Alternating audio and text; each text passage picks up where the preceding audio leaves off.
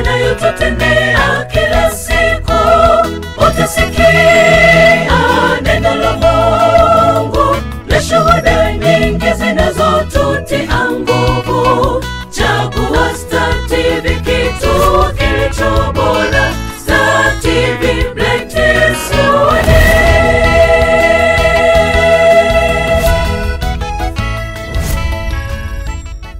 Bwana Yesu asifiwe sana, mtazamaji wetu wa Star TV. Karibu sana kwenye kipindi chetu pendwa. Leo bwana tuko na wasifu wa baraka. Kwa baraka bwana tunaenda kujifunza vitu vingi sana, lakini kubwa zaidi ni mada yetu ambayo tunaiangalia leo, faida na hasara za mitandao ya jamii katika kanisa la leo. Kwa hiyo hapo utaenda kujifunza vitu vingi sana. Huyu ni mwalimu, lakini pia utajua faida za mitandao ya kijamii zikoje, lakini na athari za mitandao ya kijamii zikoje kwenye jamii yetu, lakini kwenye maisha ya kawaida. Uko na mimi mtangazaji wako Stella Shao. Karibu endelee kutufuatilia, mwite na mwenzako, kwa pamoja tujifunze kitu kilicho bora. Karibu sana. Karibu sana kwenye studio zetu. Shukrani sana, shukrani. Karibu bwana. Hapa bwana watazamaji wapo kwa ajili ya kusikia kama vile nilivyowatambulisha, lakini ni vyema wewe ukijitambulisha ili ambaye hakujui pia aweze kukujua vizuri zaidi. Karibu. Bwana Yesu asifiwe. Naitwa mtumishi wa Mungu Mwalimu Baraka Nyagenda. Mimi nimebobea kwenye swala zima la kutoa elimu ya matumizi sahihi ya mitandao ya kijamii. Okay. Kwa hiyo ndo utambulisho wangu mfupi. Okay, karibu sana. Lakini kama unatoa elimu, kuna vitu vingi ambavyo vinaendelea kwenye mitandao ya kijamii. Hata wanajamii wenyewe kuna wakati wanashindwa kuelewa kipi ni kipi, washike ipi, manake habari moja ya mtu mmoja inazungumziwa na watu wengi lakini kwa namna ya tofauti. Tuanzie hapa. Nini faida ya mitandao ya kijamii kama ikitumika vizuri? Kwanza, mitandao ya kijamii ina faida nyingi kuliko hasara. Okay. Na faida nyingi kuliko hasara. Nasema ina faida kwa sababu dunia kwa kipindi cha sasa inaendeshwa na mitandao ya kijamii. Okay. Ukiangalia benki, ukiangalia sekta zile nyeti zimeshikiliwa sana na swala zima la mitandao. Interneti na nguvu kubwa na ndio inalanda dunia. Ukizima internet saa hizi dunia unaiweka katika giza. Hapa penyewe tupo, kuna baadhi ya watu wanatazama sehemu tofauti Tanzania, kinachosaidia pia ni internet. Na kwenye internet huko ndiko ambako unapata mitandao ya kijamii. Kuna watu wanatangaza biashara zao na kadhalika. Lakini hasali pia zipo. Hasali ni kwenye matumizi. Unaitumiaje mitandao ya kijamii? Unaitumia vipi hiyo internet? Na ndipo ambapo sisi watumishi tunaingia. Na mimi nilipata maono kwamba tupo katika kipindi ambacho vijana ni wengi duniani. Kadri siku zinapozidi kwenda wanazidi kuongezeka, lakini pia mitandao ya kijamii kila siku inazidi kubuniwa mipya. Kuna kipindi tulianza na Facebook, miaka katikati pale ndo unaweza kusema globalization ilivyoanza. Facebook ikaanza kutrendi, wakaja watu wa Instagram, wakaja WhatsApp, wakaja TikTok saizi, kuna 3D mtandao mpya, na ipo mingi. Kila siku watu wanakaa na buni mitandao mipya kwa ajili ya kuileta sokoni. Sasa huko sokoni ndiko ambako kuna watumiaji. Kwa hiyo na sisi watu wa Mungu tukawaza kwamba kazi yetu sisi kubwa ni kuitangaza kweli, kuihubiri injili. Sasa hiyo injili tumezoea tunawakusanya watu sehemu moja ambapo ndipo ambapo kunakuwa kuna kanisa. Lakini kipindi cha saizi vijana wengi wako busy na simu. Makanisani pana possibility ndogo sana kukutana na vijana wengi. Maybe mtumishi wewe mjanja ambao unaenda na mifumo ya ujana ndio unaweza kugrab tension zao. Kwa hiyo tukaona kuna haja ya dhati sasa kuzunguka kwenye vyombo vya habari, kutoa elimu namna gani ambavyo watu wanaweza kutumia mitandao ya kijamii na faida gani ambazo zipo kwenye mitandao ya kijamii. Kwa hiyo nitaeleza tu kwa ufupi faida ambazo zipo kwenye mitandao ya kijamii na nini hasa kijana na makanisa au na kanisa linatakiwa lifanye ili kuhakikisha kwamba linapata hizo faida. Okay, kabla hatujaendelea huko mbali. Kwa hiyo katika hizi elimu unazotoa za mitandao ya kijamii, matumizi sahihi, unadili tu na watu ambao labda wa makanisani, au mtu akija labda yupo huko kwenye Bongo Flava, kwenye mambo mengine lakini anahitaji mitandao ya kijamii, kwako anaweza kupata elimu? Basically kama ambavyo nimejitambulisha, mimi ni mtumishi wa Mungu na ni mwalimu. Na wajibu wangu mimi kama mtumishi wa Mungu ni kuhubiri kweli, kuhubiri injili. Wainjilisti wanaenda mtaani wana speaker zao na mic, wanahubiri, wanatafuta watu waliopo vichochoroni huko. Mitandao ya kijamii ni platform mpya katika kizazi cha sasa. Kwa hiyo wajibu wangu mimi ni kuwakumbusha si tu wainjilisti, si tu wachungaji, lakini pia hata vijana ambao wapo makanisani kutumia mitandao ya kijamii in positive way kwa ajili ya kumtangaza Kristo. Kwa mimi basically na stiki na vijana ambao wapo makanisani, lakini pia na watumia vijana ambao wapo makanisani ambao wanaijua kweli, kuwashawishi waitumie mitandao ya kijamii in positive way kwa ajili ya kuwashawishi vijana ambao hawajui kweli ila wapo mitandao. Okay. Kwa hiyo sasa kwa mtu labda muimbaji ambaye labda ameanza muda mrefu, na hii ni tatizo kubwa kwa waimbaji wa Injili. Wapo wengine ambao wanafanya vizuri kwenye mitandao ya kijamii, lakini wengi wao ambao wako chini, ambao hawajulikani kwenye mitandao ya kijamii pia wako chini. Sasa kama mwalimu, unaona ni njia gani ambayo unaitumia ili wote wawe katika level moja? Yaani kila mtu aitumie, kusiwe tu labda kuna majina labda msanii fulani kwa sababu ni mkubwa, ukiangalia kwenye mitandao yake labda Instagram, TikTok, yote YouTube, nakuta anafanya vizuri na wengine paka wanalipwa, lakini wengi wako hapa katikati. Okay, najua umezungumzia swala la wasanii kwa sababu wasanii ni watu ambao ni rahisi wao kufanya kitu ambacho kikaenda viral, aidha kupitia mitandao, kupitia vyombo vya habari na kadhalika, na kuzunguka makanisani. Unapozungumzia mitandao ya kijamii, kinachofuatiliwa huko sana ni content. Ukitizama TikTok kipindi hiki, content ambazo zinasambazwa huko ni content za ajabu ajabu za kidunia. Watu wanacheza picha za ajabu, wanapost huko na mambo mengine. Na kuna baadhi wanaenda viral pia kwa sababu hizo content. Waimbaji ni miongoni mwa watu ambao wanatengeneza pia content. Kikubwa ambacho ningependa kumwambia muimbaji ambaye ni mtumishi wa Mungu kwamba una uwezo wa kutumia mtandao wako wa kijamii, iwe Facebook, iwe Instagram, iwe TikTok, iwe Thread au wowote, hata WhatsApp na YouTube, ukafanya vizuri, ukatengeneza wimbo wako mzuri, ukapromote, ukahakikisha kila mara unaposti content zinazohusiana na kile ambacho Mungu amekupa, ana possibility kubwa wewe huduma yako kuwa kubwa. Kipindi cha nyuma tulikuwa tunatumia vyombo vya habari. Wimbo wako usipochezwa kwenye TV, usipochezwa kwenye radio, huduma yako haijakuwa. Lakini kuna watu tunawafahamu saizi duniani kupitia YouTube. Kupitia Facebook, kupitia Instagram. Na pia kumbuka YouTube inakuingizia pesa. Instagram pia inakuingizia pesa. Facebook inakuingizia pesa. TikTok inakuingizia pesa. Mitandao yote ambayo nimekutajia inakuingizia pesa. Lakini pia kingine ambacho mimi nakifanya kwa waimbaji, kuna mwimbaji ambaye anatutazama wakati huu, anataka kuhakikisha kwamba anasambaza nyimbo zake mitandao yote mikubwa yote duniani na inafanya vizuri na auze nyimbo zake huko. Anaweza kanitafuta, nikakaa nikamsaidia na nikamuelekeza akafanye mwenyewe. Unajua kuna changamoto moja, unakuta mtu anamwambia mimi nitakufungulia YouTube account, sijui nitakusambazia nyimbo zako mitandaoni, unamlipa. Alafu anafanya yeye na kuelekeza kitu chochote. Mimi kama mwalimu mtumishi wa Mungu na kusudia kuhakikisha kwamba mwimbaji yeye mwenyewe anakuwa na knowledge ya kujua anasambaza vipi kazi zake na ana manage vipi mitandao yake ya kijamii. Akishapata ile basic education itamsaidia sana. Na kumekuwa na shida nyingi ya waimbaji. Unakuta anaimba, anaanza kama hivyo, anajitafuta kwenye mitandao ya kijamii, inafika mahali labda anatoa nyimbo inafanya vizuri sana hata kwenye mitandao ya kijamii na umaarufu wake ndio unakuja hapo. Lakini sasa akija kwenye salio anakuja kukuta hata majina yaliyoandikwa sio yake, ni akaunti yake, watu wanajua ni yeye, lakini inaendeshwa na mtu mwingine na anapata faida mtu mwingine, yeye anapata kwa asilimia ndogo. Je, unafikiri hii ni sababu ya kupewa elimu ndogo kama ulivyosema, au kuna matapeli ndani yake, au inakuwaje hii? Watu wangu wanaangamia kwa kukosa maarifa. Neno la Mungu hilo lipo kwenye Biblia. Mimi ni mtumishi wa Mungu, nimekuja kuleta maarifa si tu kwa waimbaji wa nyimbo za Injili, hata kwa injilisti, wachungaji na mtu yeyote ambaye anatengeneza maudhui, yani content ambazo anazisambaza kwenye mitandao kwa ajili ya kumtangaza Kristo. Kwa hiyo wajibu wangu mimi ni kumsaidia, kumpa elimu kuanzia mwanzo mpaka mwisho, awe na uwezo wa kumanage mitandao yake mwenyewe. Kwa kama hata ajili watu au watu wanafanya kazi kwa niaba yake yeye.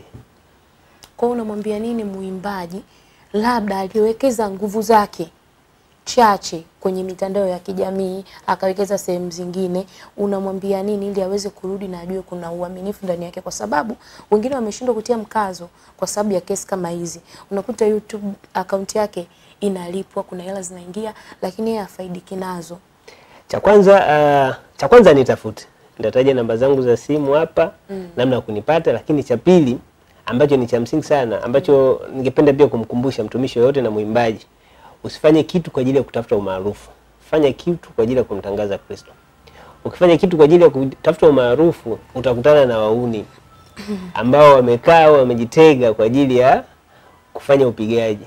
Lakini ukifanya kazi kwa ajili ya kumtangaza Kristo, Mungu atakuwa anakupatia watu na anakupitisha katika njia ambazo zinaweza zikafanya huduma yako ikawa kubwa na nzuri. Japokuwa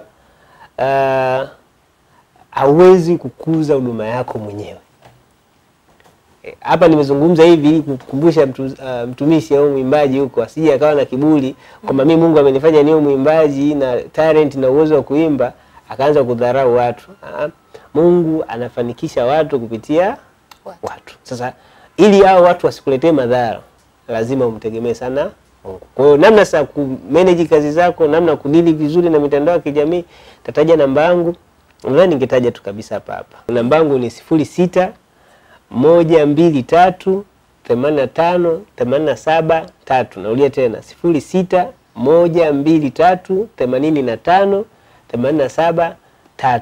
Au kinitafuta Facebook au Instagram ukiandika Baraka Nyagende utanipata. Wewe ni DM, niambie nataka unipatie elimu kuhusiana na hili swala. Mimi nitatumia nafasi yangu, tafika popote pale ambapo utanihitaji. Lakini pia hata kwenye makanisa kama mmeandaa ibada mnahitaji mpewe sasa semina zile za namna ambavyo mnaweza mkakuza huduma kikanisa kwa kutumia mitandao ya kijamii, nitakuja pale nitawatrain kanisa zima na nitatrain vijana wenu pale kwa ajili ya kuhakikisha kwamba wanajua namna nzuri ya kutumia mitandao ya kijamii. Na hii inakuja kwa sababu vijana wengi sasa wanatumia mitandao ya kijamii. Unakuta asubuhi mtu ameamka hajafanya ibada yoyote. Cha kwanza anakimbilia ni nini? Ni smartphone yake. Anaenda Instagram, anaenda Facebook, anaenda YouTube, anaenda TikTok. Akifika huko anakutana na mambo ya ajabu ajabu ya kidunia. Sasa huko sisi tunataka tutengeneze vijana wengi. Tanzania asilimia kubwa ni vijana. Asilimia kubwa ni vijana. Sasa kwa mfano Wakristo Tanzania pia tuko wengi. Pata picha wakapatikana vijana 100,000 wanatengeneza maudhui ya Kikristo, wanaposti YouTube, wanaposti Instagram, wanaposti TikTok na akaenda viral. Kana kwamba mtu akiamka asubuhi kuna zile kitu inaitwa recommendations. Kana kwamba kiingia Instagram anakuwa recommended kutazama maudhui fulani. Sasa kiingia atakutana na maudhui ambayo yanamkumbusha kufanya ibada. Na ndicho ambacho natamani sana kifanyike. Na ndicho ambacho mimi nakipambania kwa kipindi hiki. Okay, na hapa mara nyingi yani muda mrefu tumekuwa tunazungumzia faida na namna ya kutumia ili watu wafaidike na hii mitandao ya kijamii. Lakini vipi sasa athari zake? Kama hii mitandao watu wataingia kwa wingi, watapata elimu, lakini wakiitumia vibaya inakuwa athari zake zipoje? Madhara ni mengi ila sio mengi kuliko faida. Miongoni mwa madhara, cha kwanza kuna kitu kinaitwa addiction. Unakuwa addicted na mitandao ya kijamii kama ambavyo tunatoka kuzungumza. Unakuta mtu akiamka asubuhi hata hajapiga mswaki, hajafanya chochote, anakimbilia kwenye simu. Anataka kuona leo Star TV wameposti nini kwenye page yao. Anataka kuona sijui mtu fulani ameposti nini kwenye mitandao yake. Sawa sawa Kwa anakuwa addicted na hicho kitu. Akienda kazini siku nzima unaweza shangaa si chini ya masaa 8-9 yupo busy na mitandao ya kijamii, anatumia internet.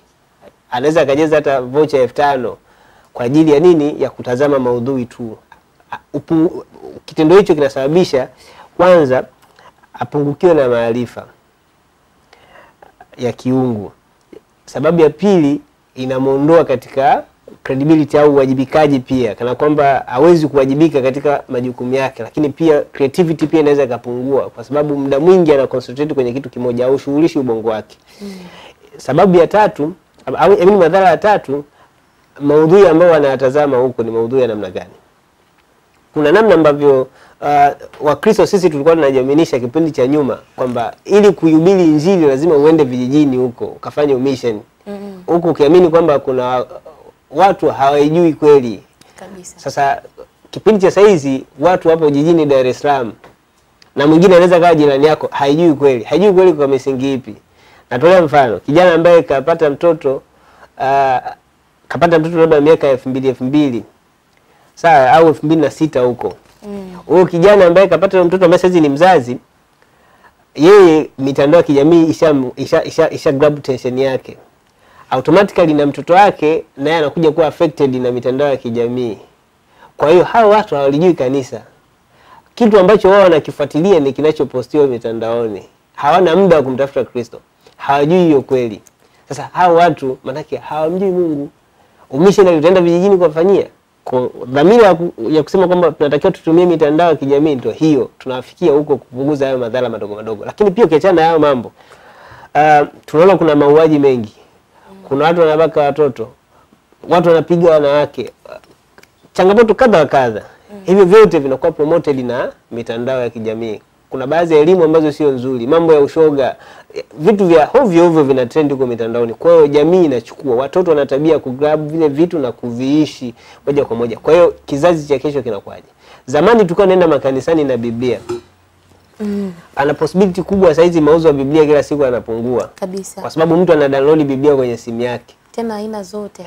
Akiingia kanisani mchungaji anasema fungua neno la Mungu labda kitabu fulani. Akishika simu yake TikTok na notification by Coco.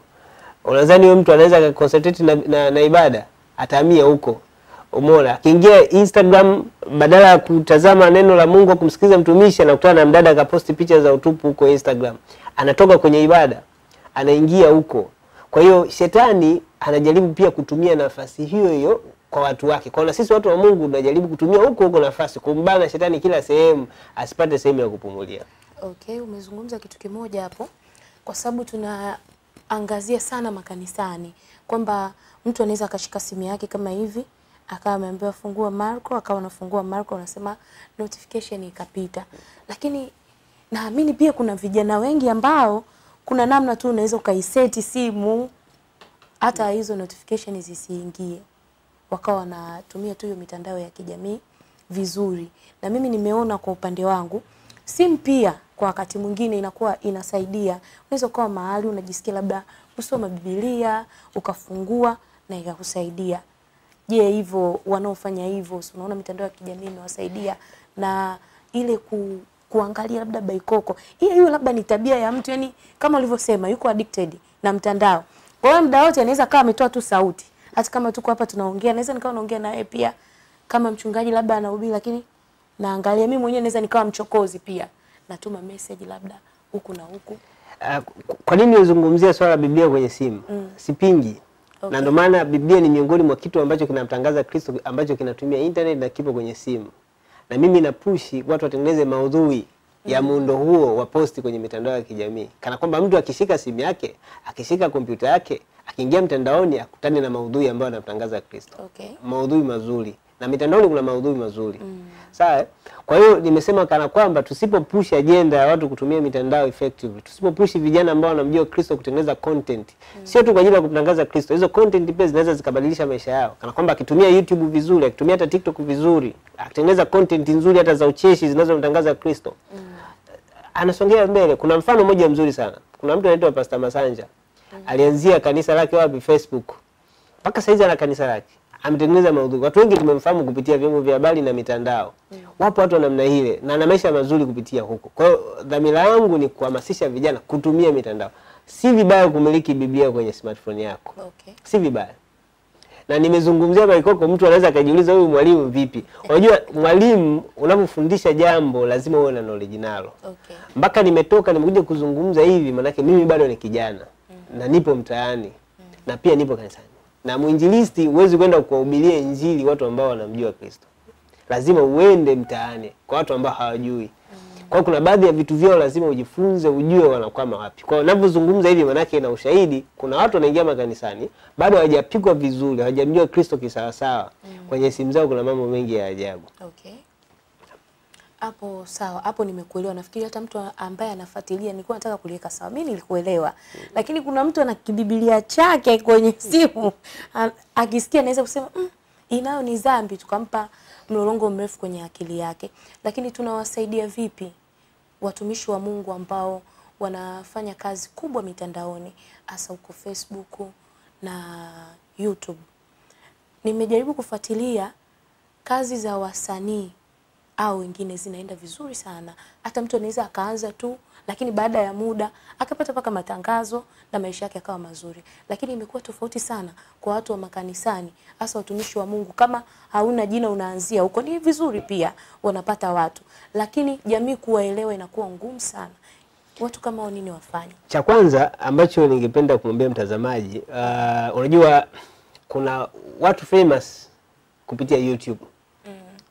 Kuna tamthilia wanafanya, kuna filamu wanafanya na zi upload YouTube. Ni very popular upande huo.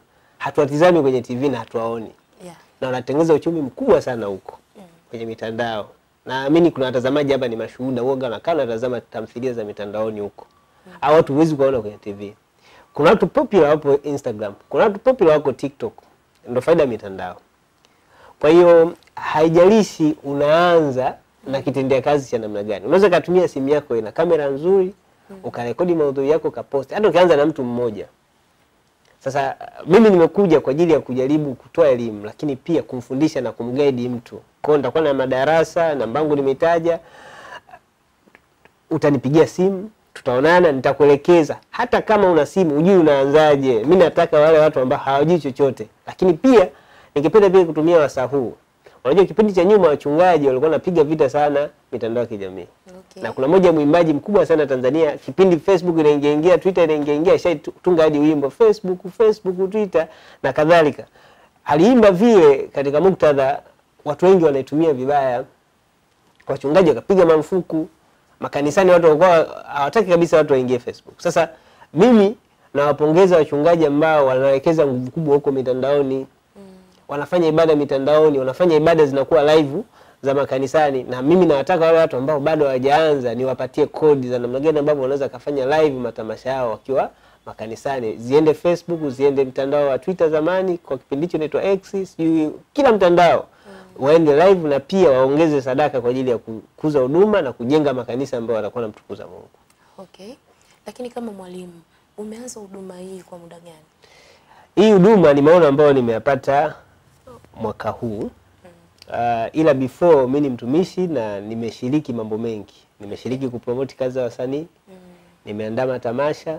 Mwaka jana kuna tamasha langu nimelipimia Mlimani City, na ni tamasha la stand up comedy ambao ukiingia Instagram ukiandika wakuja tunakuja, ipo pale. Na watu wengi wananifahamu kama mwenyekiti wa wanaume wa mkoani ambao kwa sasa naishi jijini Dar es Salaam. Lakini pia na waimbaji wa gospel ambao na support kazi zao. Kuna mtumishi wa Mungu ukiingia YouTube anaitwa Asnat Matias, kuna mwingine anaitwa Charles Treasure, na wapo wengi ambao kazi yao mimi ni kusupport. Nikiona mtu ana kitu nampeleka studio, nafanya video, nasambaza pia kazi zake kwenye vyombo vya habari, hata kwenye mitandao pia. Okay. Kwa hiyo hii huduma ipo ya kuwasaidia watu kwenye mitandao, haijaanza leo, imeanza muda mrefu. Ila huduma ya kuzunguka kwenye media, kufanya seminar, kuonana na mtu mmoja mmoja, huu mwaka Mungu ndo kanielekeza kusema kijana wangu hakikisha unasimama na watu wangu watumie mitandao vizuri. Okay. Nashukuru pia kwa maono hayo, lakini nini ambacho kipo unakiona? Maono ni kule mbali. Nini ambacho hatukijui na unatamani labda kifike na kiwafikie watu wengi? Labda kwa sasa hivi haujakifanya, lakini ni maono yako kati ya hayo Mungu aliyokuambia.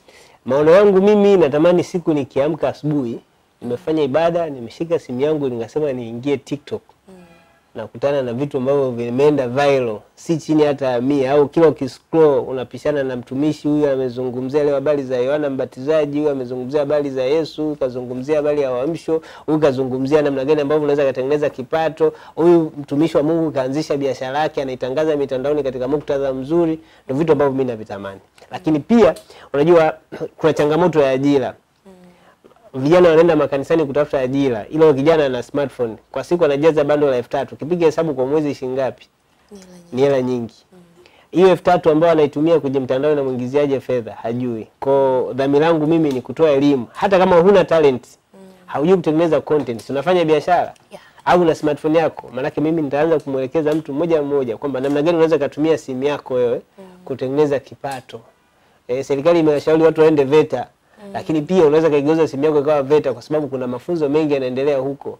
Kana kwamba umeanza kuuza biashara ya viatu, namna biashara yako inaweza kukua. Vitu kama hivyo vyote mimi naweza nikakusaidia ukaanza from the scratch, nikitazamia kuona kizazi cha vijana wa Kitanzania na vijana wa Kiafrika ambao wanajua lugha ya Kiswahili wamenisikiza kwa sababu nazungumza Kiswahili, wanamtangaza Kristo katika mitandao. Nitafurahi sana, nitaamini nimefanya kazi ya Mungu katika njia sahihi, na naomba Mungu aniongoze kwenye hilo. Okay, hongera sana. Ni kitu kizuri pia. Nimependa hapo umezungumzia kitu kimoja kwamba mtu anaweka bando la 3000 na hiko ni kiwango cha chini kabisa. Yaani hiyo 3000 yenyewe ikishaisha unaona mtu kabisa yani itakuwaje? Itakuwaje? Ndio hiyo unasema addicted. Vijana wengi naamini kwamba tuko addicted na hiyo, lakini tunatumia hela nyingi sana. Hiyo 3000 ni kiwango cha chini. Mtu anaweka 3000 kwa siku kanisani anatoa buku. Ni kiwango cha chini. Kwa hiyo mitandao imetuchukua kwa nafasi kubwa sana, lakini kwetu haina faida kubwa. Kwa hiyo mtazamaji ambaye unaniangalia, kama wewe ni kijana na unatamani kufanya vitu vingi vikubwa kupitia simu yako, usichoke kuendelea kutufuatilia. Lengo ni kujifunza, lakini pia nazungumza na binti ambaye umekaa hapo nyumbani na una 3000 yako hapo, ukajiunge. Ukijiunga, ukiwa unapata vitu kama hivi na ukivifanyia kazi, mwalimu ameshatoa namba, lakini baadaye pia nitampa nafasi aendelee kujitambulisha kwenye mitandao ya kijamii ili uendelee kumfuatilia, uone ni jinsi gani hiyo 3000 yako au 2000 yako ya bando inaweza kukuingizia kipato na wewe siku moja ukafanya vizuri kama wafanyabiashara ambao wanafanya vizuri. Lakini pia mwalimu, tukija ni jitihada gani ambazo umezifanya ukaona kabisa hapa hiki ambacho maono yake nimepewa kina mwanga na kitaendelea kufanya vizuri? Asante. Cha kwanza ninachomshukuru Mungu, tangu nilipopata mahono kwanza kwamba kuna kazi natakiwa nifanyie kazi, nikamshirikisha Mungu na akanipa maelekezo. Anza utaratibu wa kuzunguka kwenye vyombo vya habari na kutumia mitandao yako ya kijamii hiyo ili wafikie watu. Na ninachomshukuru Mungu ndo kama hivi nimepata nafasi, watazamaji ambao wanatazama Star TV siku ya leo wananitazama, na naamini kuna kitu ambacho wanaenda kukipata. Lakini pia kuna interview kadhaa nimeshazifanya huko nyuma, kuna watu wamenipigia simu kutoka madhehebu tofauti, wengine wanaomba appointment, wengine wameniandalia seminar makanisani kwao kwa ajili ya kwenda kuonana na vijana wao. Na kuna watu wazima, juzi nimepigiwa simu na mwinjilisti mkongwe. Nasema mwinjilisti mkongwe kwa sababu ni mama mtu mzima ambaye kwa sasa ana changamoto ya miguu. Kwa hiyo hawezi kuzunguka tena mtaani kwenda kufanya huduma ya uinjilisti. Kwa hiyo aliponisikia nilikuwa nafanyiwa interview kwenye kituo kimoja cha radio hapa Dar es Salaam. Akanipigia simu, akaniambia ulichokizungumza kimenitia nguvu, kana kwamba hata kama siwezi kutembea, siwezi kwenda tena kupambana na vijana huko mtaani, kana kwamba naweza nikatumia simu yangu mimi hii kutengeneza maudhui nikaposti. Huyo ni bibi mtu mzima. Ana shauku ya kufanya hicho kitu. Hicho kilinitia moyo na kaniaminisha kwamba hichi kitu natakiwa nihakikishe kinaenda viral. Na natoka chombo cha habari hiki, vyombo vya habari vyote ambavyo mimi naamini vipo Tanzania, Mungu ataniongoza nitafika kwa ajili ya kuzungumza. Lakini pia nipo tayari kwa mialiko kwenye seminar makanisani, na mimi pia nitakuwa naandaa washa, tutatengeneza magrupu ya WhatsApp kwa mtu mmoja. Kwa wale ambao pia wako mitaani wanaweza tukakutana tukazungumza, tukapeana hizo kodi za namna gani ambapo tunaweza kutumia mitandao ya kijamii katika muktadha mzuri. Okay, hapo nimekuelewa vizuri, lakini pia nimeona pia watu ambao wanahamasika. Kuna mwingine anaweza akavunjika tu miguu hajazaliwa, hapo umesema labda anaumwa kwa sababu ni mtu mzima, lakini akaona maisha yameishia hapo. Hayo pia ni maono mazuri, hata mtu anayetufuatilia anapata nguvu ya kuendelea. Lakini pia ningependa sasa hivi uambie watazamaji wangu kwamba unapatikanaje kwenye mitandao ya kijamii na mitandao mingine, mtu ambaye anatusikiliza na anatamani kutafute kwa ajili ya faida nyingine. Okay, kama ambavyo nijitambulisha mwanzo, mimi naitwa Baraka Nyagenda. Ukienda Instagram ukiandika Baraka Nyagenda unanipata. Ukienda X, zamani Twitter, ukiandika Baraka Nyagenda unanipata. Ukienda Facebook ukiandika Baraka Nyagenda unanipata. Namba yangu ya simu 0612385873. Ipo WhatsApp namba. Narudia tena 0612385887 mwisho 3. Ukinitumia message WhatsApp, ukinipigia masaa 24 nafanyaje?